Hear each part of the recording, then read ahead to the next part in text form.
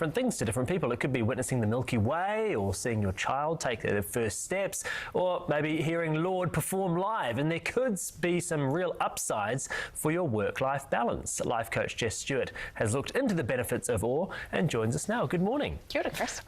Daka Keltner, never heard of him before, but apparently he's got some reckons on the experiences of awe. Tell me about those. Yes, this is true. So the science has come in to prove what I think probably most humans have always felt. I think when we think about work-life balance, we think it's something super complicated like a long vacation or a 4-day week, and this proves it's a lot more simple than that. Just being able to inject these moments of awe and wonder in our day can make a massive difference. I still want to advocate for 4-day weeks, though. Let's not. They can still help. Let's not do away with those just yet. He's got 8 different categories about how you may be able to experience those. What sort of things are we talking about here? Yes, I think the thing I love most about awe and wonder is that it's simple. It doesn't require a habit hack or an app or a membership. So it can be as simple as looking at the night sky, seeing the sunrise, watching your dog sleep, reading a beautiful piece of poetry. It's something that moves us.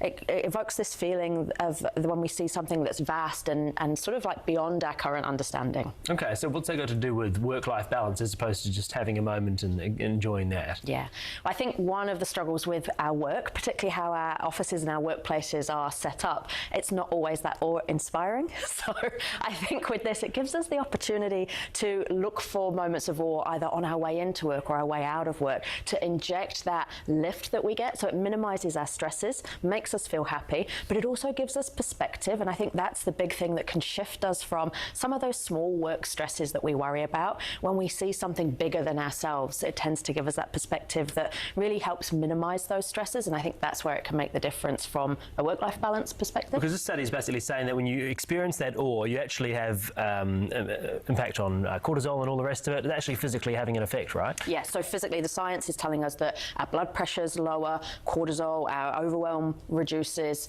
so yes, we're feeling happier and we're also feeling less stressed as well. So do we need to try and find ways that we can experience those moments during the work day, do you think? I think because it's so easy, it's easy for us to do this stuff in the course of our normal day without having to add anything into the schedule, and this is also why I like it as well. It's super doable. And so yes, our offices might not be awe-inspiring, but when we're out at lunchtime, we might be able to just notice the sunlight and the way it falls through the trees, or read a beautiful piece of poetry, or listen to a moving piece of music. It's that stuff that will inject the awe into our workday. Unless, of course, you've got someone bringing puppies in or a newborn baby visiting, that helps too. Yeah, but some people might say that's awful as opposed to awe-inspiring when the toddlers start coming through the office.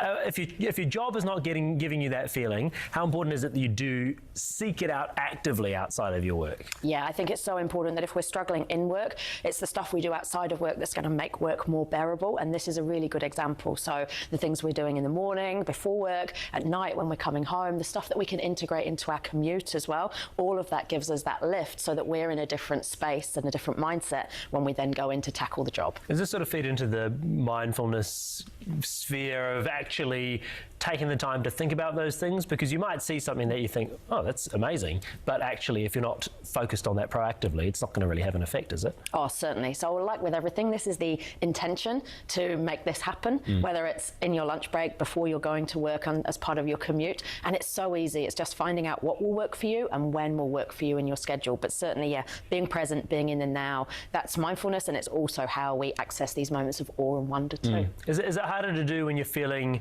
like you are sort of at capacity and your stress levels are high?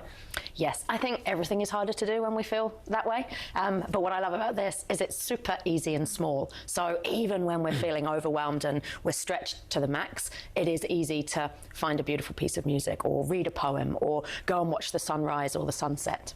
Jess Stuart, life coach and author, thank you so much for joining us this morning. And yeah, give a little reminder at the start of the week. What do you reckon? No, I'm all about it. Yeah. Seriously, in the mornings, I will look up to the sky, walk out to the car, and I look up, and when I see just the vastness of, you know, the stars, the Milky Way, all of that. Seriously, I stop for a moment and just go, wow, we're only just a little speck in this entire universe. Yeah, it's good when you're living out those ways, isn't it? Yeah, well, you don't have the street lights, etc. But also, like, I can give you a couple of examples. So at the Warriors the other day, I was down on the ground when the women were playing. At the Warriors? At the Warriors. So, yeah. Hang on. Here we go. And I was watching the women, and I was just seriously, I was in awe of them, because I was just going, they're powerful, they're out there doing, you know, living their dream.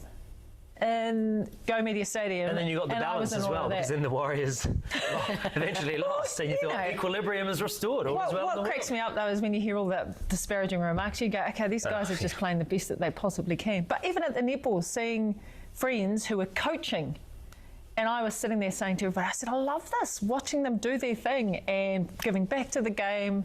I just think those kinds of moments are what I think you're talking about, Jess. Yeah, you've got to find it. Great You find it every day in this job. I know. Well, you find it every day with your kids, don't you? You sort of, they do something, you're like, oh, man, that's, get down from there. Oh, back to this one there. It's just their balance, right? One of them is making you tear your hair out. The other one, you're thinking, how did we create that? What a miracle. Stop doing that. Yeah.